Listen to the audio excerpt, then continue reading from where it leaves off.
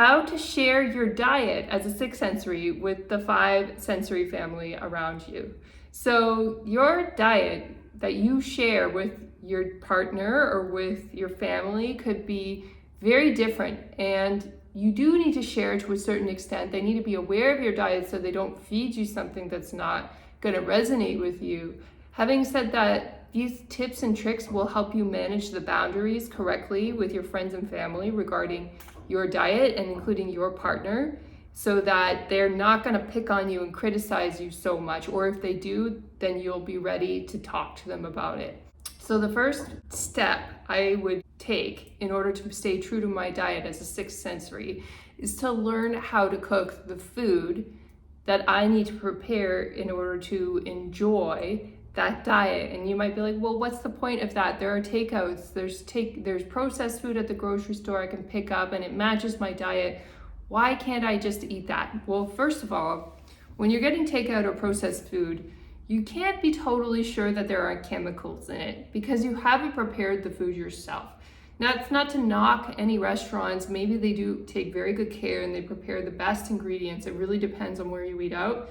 But if you prepare the food yourself, you always know where the ingredients are coming from, and you always know that you're sticking to your diet correctly and you're not missing anything. Because even if you find some processed food that's inexpensive and it follows your diet, it's possible it could have chemicals or processed ingredients in there, and those things over time are bad for your health.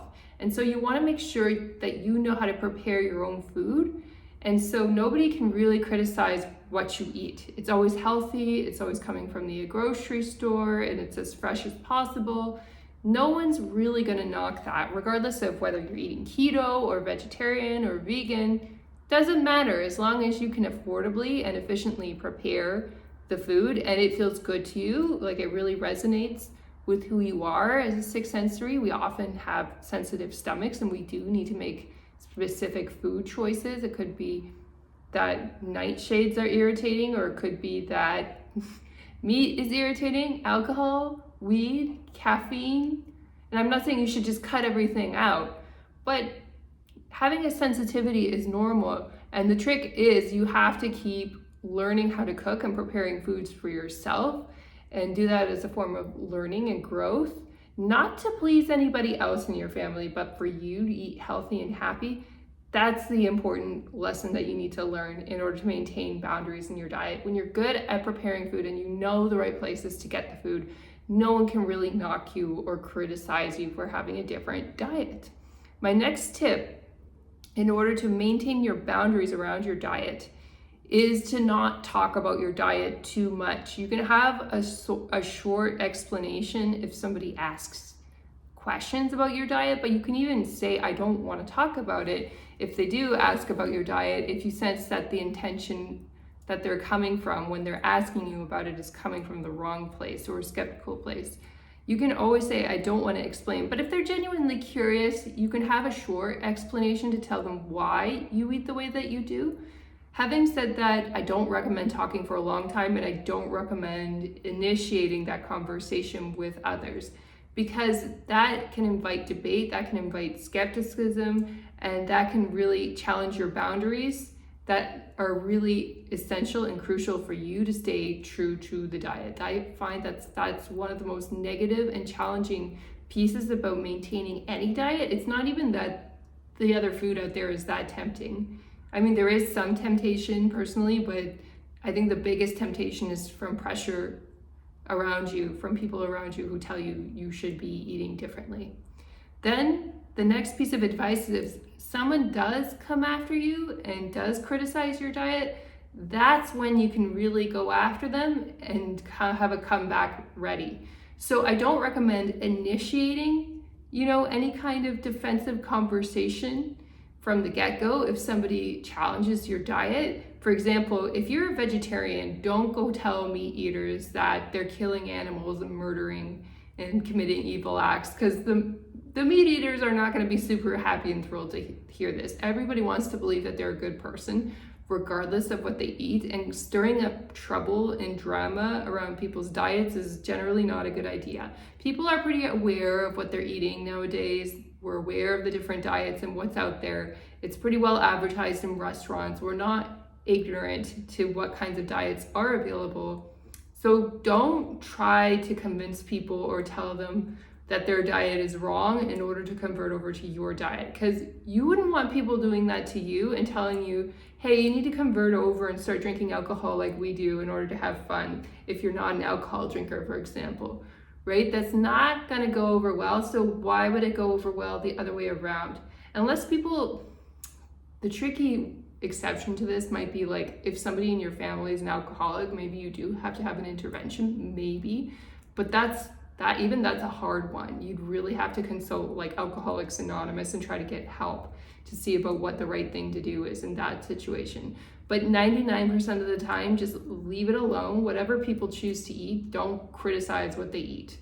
And in fact, you may even want to learn how to prepare their type of food if you're gonna need to cook for them, if they're in your family or something, because that takes away the argument and the resentments that you never contribute or you never cook for the family, which sometimes as women we can get if we have a special diet.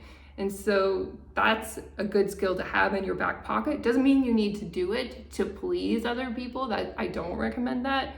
But if you really need to get along with your family or they request help from you, then you're prepared to be able to give that help if it's appropriate and if it's needed in your family.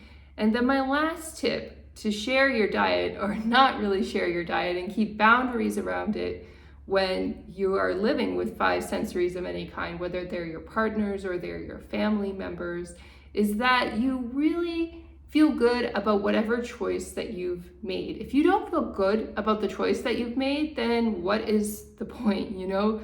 If something changes in your life and you need to evolve your diet, maybe you're a vegan, but then after a while you don't feel so good and maybe you need to add a little bit of eggs and milk back into your diet to feel like you're a little bit more full. Like, that's okay. We all evolve over time. And so we may need to make changes in our diet that we didn't expect when we began the diet early on. And that is perfectly valid and reasonable. And I also don't recommend making big changes to your diet really quickly. That can be very shocking and jarring for your body. I know a lot of people like to go on diets and then they become very keen on following a particular diet like keto and want to convert over straight away. But smaller bite-sized changes actually help more people in a more realistic fashion. You may not see the same results as somebody who's changed quickly. You may not lose the weight as fast. But having said that, if it's a change that you can adopt and stick to, I would say that's more important than making the sudden change and getting the sudden result.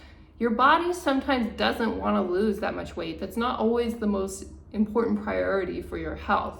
And so it's very critical to listen to the feedback your body is giving you. If your body doesn't like your diet, you need to adjust and figure out what you need to do, if you need vitamins or if you need to introduce a new type of food to get the nutritional support that you need.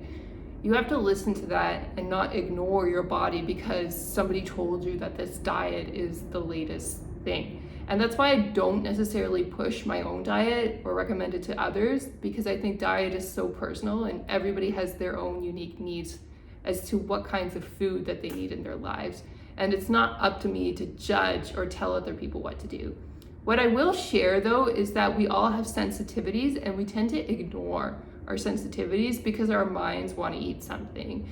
So we may feel a craving for chocolate, for example, and then we ignore that maybe chocolate is making me feel sick to my stomach when I eat it, and actually I need to change and eat something else that's a little bit better for me.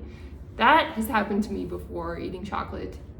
To be fair, it doesn't mean I'm really strict on chocolate and I never eat it, but I eat it sparingly because I'm aware that it actually doesn't make me feel as good as it may taste in my mouth.